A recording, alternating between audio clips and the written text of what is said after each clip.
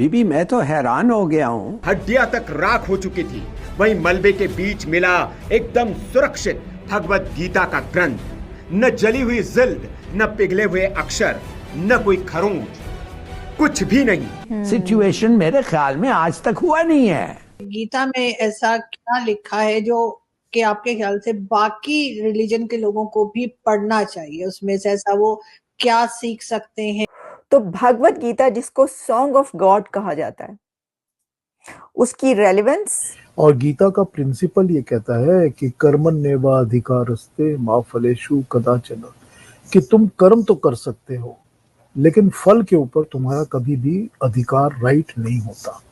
जो हम ग्लोबली देख रहे हैं, चाहे सऊदी अरेबिया को देखें हम, वहाँ पर योग को प्रैक्टिस किया जा रहा है, या फिर जितने भी इस्लामिक देश हैं वहाँ पर महाभारत और जितने भी हमारे स्क्रिप्चर्स हैं उनको अरबी में उनका अनुवाद करके वहाँ पर लोगों तक पहुँचाया जा रहा है। भगवत गीता और नाट्य शास्त्र को शामिल किया गया है यूनेस्को के वर्ल्ड मेमोरी हेरिटेज में। इतनी गर्मी, मतलब 50,000 से भी ज्यादा लीटर पेट्रोल तो होगा। हाँ। और ये यहाँ पे ब्लास्ट इतना बड़ा हुआ है। हाँ। सारी चीजें जल गई है। हाँ। ठीक है, इसको कुछ नहीं हुआ। अंदर के पेजेस भी ठीक है, एवरी एक से एक पेज सेफ है। The Bhagavad Gita and Natya Shastra have nurtured civilization and consciousness for centuries. Their insights continue to. नमस्कार दोस्तों, थोड़ा सा वीडियो आगे बढ़ाकर आप सीधे वीडियो के मेन भाग पर पहुंच सकते हैं। इसी तरीके के वीडियो लगातार इस चैनल पर आते रहते हैं। में ऐसा क्या लिखा है जो कि आपके ख्याल से बाकी रिलीजन के लोगों को भी पढ़ना चाहिए? उसमें से ऐसा वो क्या सीख सकते हैं? क्या ऐसी चीज है जिससे आपको लगता है कि जो कहीं और नहीं है मगर गीता में है? मेरे पास भी वैसे गीता मैंने भी पढ़ी है लोगों को बता दूं जी। गीता में सब कुछ ऐसा है जो कि सभी को सीखना चाहिए, क्योंकि गीता में कोई रिलीजन नाम की चीज ही नहीं। रिलीजन तो वहां पर उस वक्त कोई ऐसा रेफरेंस भी नहीं है रिलीजन का, और सारा का सारा गीता में बताया गया है कि इंसान को जिंदगी कैसे जीनी चाहिए। तो ये जो चीज है, ये तो it cuts across every type of caste, race, religion, everything. तो उसमें किसी का कोई रेफरेंस ही नहीं। अगर आप इंसान पैदा हुए हैं तो आपको इंसान की तरह कैसे जीना चाहिए ताकि आपकी जिंदगी अच्छी हो। अगर आपकी जिंदगी अच्छी होगी तो आप खुश होंगे, आप आराम से जिएंगे। तो उसके लिए करना क्या चाहिए, ये बेसिक्स हैं सारे जिंदगी के जो गीता में समझाए गए हैं। और गीता का प्रिंसिपल ये कहता है कि कर्मण्येवा अधिकारस्ते मा फलेषु कदाचन, कि तुम कर्म तो कर सकते हो लेकिन फल के ऊपर तुम्हारा कभी भी अधिकार, राइट नहीं होता। अब गीता जो है वो बड़े क्लियर वर्ड्स में डिस्क्राइब करती है कि कर्म क्या होता है, और ये बताती है कि ऐसा कोई लिविंग बीइंग जिसकी सांस चलती है, जिसकी भी सांस चलती है, जो भी पैदा हुआ है और जिसकी सांस चलती है, ऐसा हो ही नहीं सकता कि कोई मोमेंट वो कर्म ना करे। वो कर्म कॉन्स्टेंटली करता रहता है। कर्म क्या होते हैं? कर्म होते हैं मनसा वाचा कर्मणा, मन से बोले किए गए कर्म, मुंह से आवाज से बोले गए कर्म, और किए गए कर्म, एक्शन से किए गए कर्म। तो जब मैं इस वक्त कुछ सोच रहा हूं, जो भी सोच रहा हूं वो मेरा कर्म है। इट इज ऑलरेडी अ कर्म डन। मैंने सोच लिया कि मेरे सामने आरजू बैठी है और मैंने तो आज आरजू की खिल्ली उड़ानी है। अब मैं करूं या ना करूं, मैंने सोच तो लिया ना। जैसे ही मैंने सोचा वो एक कर्म हो गया। उस कर्म का कर्म फल मिलेगा। ऐसा नहीं है कि कर्म फल मिले बिना कटेगा। कोई कर्म फल मिले बिना नहीं कटता। सर कर्मा की बात कर रहे हैं ना आप? कर्मा जो कहा जाता है, आप कर्मा बोलते हैं, हम लोग उसको कर्म बोलते हैं ना। तो जब इंग्लिश में उसको लिखते हैं तब तो उसको बोलते हैं कि कर्मा, और जब हिंदी में बोलते हैं तो हम उसको कर्म बोलते हैं। तो कर्मा और कर्म का यही इश्यू है कि कोई कर्म ऐसा नहीं है जो कि बिना फल के कट सकता है।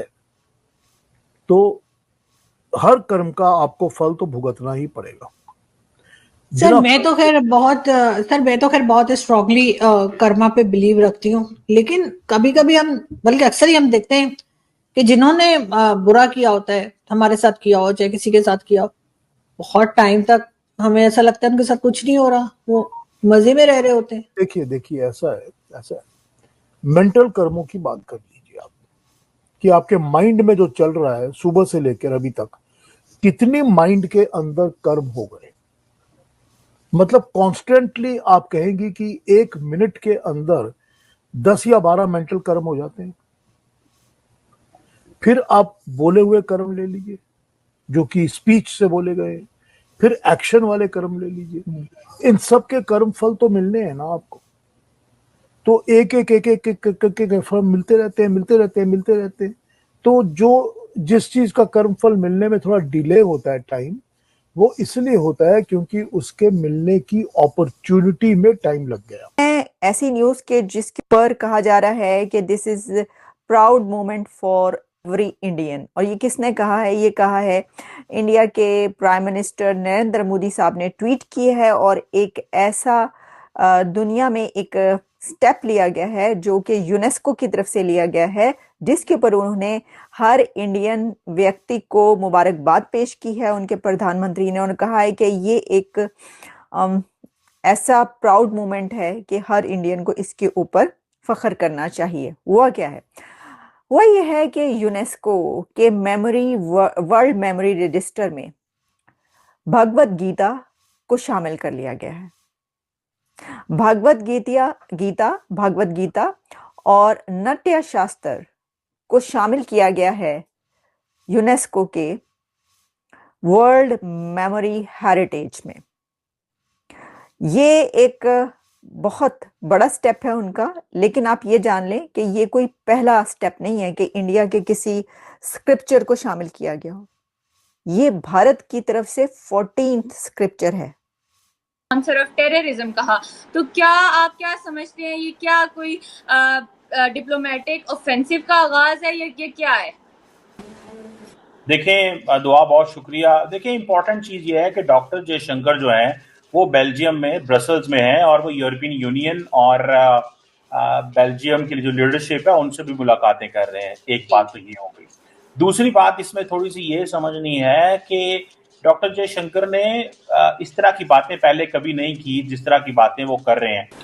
आपने सुना वो कह रहे हैं कि इंडिया टेररिस्तान। तो ये एक बेसिकली अप्रोच है जो इंडिया जो है वो अडॉप्ट कर रहा है, और ये वो अप्रोच समझते हैं कि अगर हम ये अप्रोच जारी रखेंगे तो शायद हम एक ऑफेंसिव लाइन जो है वो अडॉप्ट कर सकेंगे, और पाकिस्तान को EU प्रेसिडेंट के सामने कहना कि ये टेररिस्तान है, this is not Pakistan.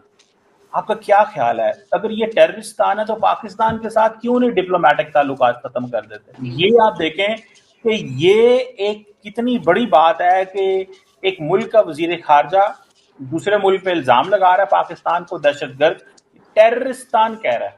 Doctor Jaishankar को ये लफ्ज EU यूरोपियन यूनियन के साथ अपनी इस कन्वर्सेशन में बोलना पड़ गया, तो इससे अब ये जो EU की टॉप डिप्लोमेट है, काजा कालस इनका नाम है, ये क्या सोचती होंगी कि why doctor Jaishankar has to do this? So this is not India Pakistan, this is India terroristan. So Pakistan, आपको पता है एक चीज बार बार कहता है, India does not accept Pakistan as a state. India Pakistan को एज ए स्टेट मानता ही नहीं है। इंडिया नहीं कहता कि पाकिस्तान एक स्टेट है, इंडिया कहता है कि नहीं, इनकी कोई औकात नहीं है। अब आते हैं मेन मुद्दे के ऊपर, टॉपिक के ऊपर अब आते हैं। सबसे पहले भारत की नजर पड़ी, क्योंकि भारत जो है ना इंटेलिजेंट में बहुत आगे जा रहा है, टेक्नोलॉजी में भारत पूरी दुनिया में आगे जा रहा है, और ये बात सच भी है। इसमें कई बार हम लोग डरते हैं ये बात करते हुए, इसी से आते हैं हम लोग ये बात करते हुए कि भारत को हम अच्छा कह देंगे तो पता नहीं क्या हो जाएगा। बड़े लोगों ने ये कोशिश की आके मेरे ऊपर हमला करने की भी कोशिश की, या मेरे लोगों ने आके मुझे गद्दार कहना भी शुरू किया, लेकिन इसका मकसद ये नहीं कि हम लोग डर गए। और जिस तरह मैं ये बात कर रहा हूँ, मतलब वीडियो बना रहा हूँ, तो मुझे कोई ऑफिशियल आदमी ने कभी आके इस तरह वीडियो में टोका नहीं है, रोका नहीं है। जो सच है वो मैं आपको बता रहा हूँ। अच्छा, अब आते हैं टिकटॉक के ऊपर। इंडिया ने बड़ी सख्ती से टिकटॉक को बैन किया, और उन्होंने ऐसा बैन किया कि पूरे